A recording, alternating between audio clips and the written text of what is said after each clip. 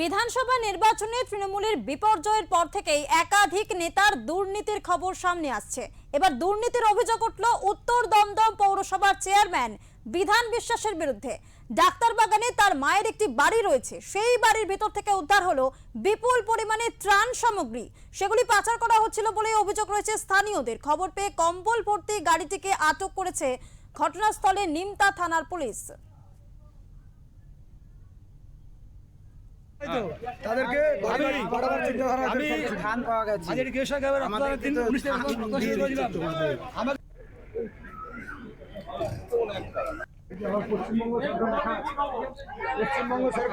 আমরা এই মুহূর্তে দাঁড়িয়ে আছি উত্তর দমদম পৌরসভার যে চেয়ারম্যান, সেই চেয়ারম্যান বিধান বিশ্বাস, সেই বিধান বিশ্বাসের মায়ের একটা বাড়ি। স্থানীয় লোকরা বলছে এই বাড়িতে কিন্তু অবৈধ কমলা ফিশারির নামে বাড়িটি কিন্তু রয়েছে। সেই বাড়িতে একবার ভিতরে সাধারণ মানুষের যে ক্ষোভ, কেননা এই বাড়ির ভিতর থেকে সরকারের যে দান সামগ্রী, কম্বল, তিরপল সমস্ত কিন্তু আজকে কিন্তু ট্রাক্টর করে পাচার হচ্ছিল। বেশ কয়েকটি ট্রাক্টর পাচার হবার পরে সাধারণ মানুষের চোখে পড়ে এবং সাধারণ মানুষ কিন্তু ক্ষিপ্ত হয়ে আসে এবং সেই বাড়ির সামনে বিক্ষোভ করে। খবর যায় নিমতা থানা পুলিশ আধিকারিকরা কিন্তু এই মুহূর্তে আমাদের সামনেই রয়েছে। তবে বাড়ির একটু ছবিটা দেখাই, দেখুন ঢুকতেই কিন্তু কত সুন্দর ঠাকুরের মূর্তি। বাড়িটা দেখলে বোঝা যাবে না বাড়িতে ঠাকুরের মূর্তি। এবং সেই বাড়ির ভিতরে একবার চিত্রটা দেখাতে বলবো। প্রথমত দেখুন এলাহি ব্যাপার, সেই বাড়ির ছবিটা একবার দেখুন। এই যে এখানে বেডরুম রয়েছে, বেডরুমের কিন্তু দুটো বালিশ রয়েছে এবং সেই ছবিটা আরেকবার দেখাতে বলবো। এখানে বিধান বিশ্বাসের ছবি রয়েছে। অন্যদিকে আরেকটু আমার যে ক্যামেরা পার্সন তাকে বলবো যে দেখাতে, দেখুন এই যে বাড়ি, তার মধ্যে এসিও রয়েছে।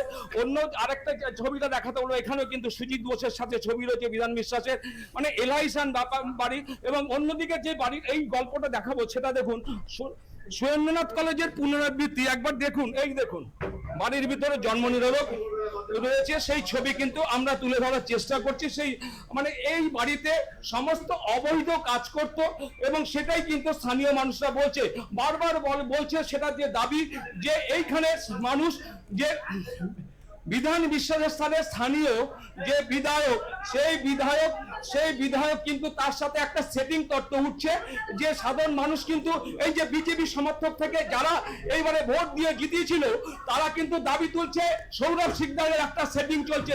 অর্থাৎ সেই সেটিং এর জন্য কিন্তু এতদিন যে অবৈধ কাজকর্মগুলো চলছিল সমস্ত রাজ্য জুড়ে, যে সমস্ত জায়গায় কিন্তু সেটিং, সমস্ত অবৈধ জিনিসগুলোকে তারা কিন্তু বের করছিল, সেটাই কিন্তু এখন দেখার। তবে এই মুহূর্তে কিন্তু পুলিশ আধিকারিকরা রয়েছে এবং পাশে আরেকটা যে ভাঙচুর করছে ঘর, সমস্ত কিছুই আপডেট আপনাদের দেখতে চোখ রাখুন ওঙ্কার বাংলায়।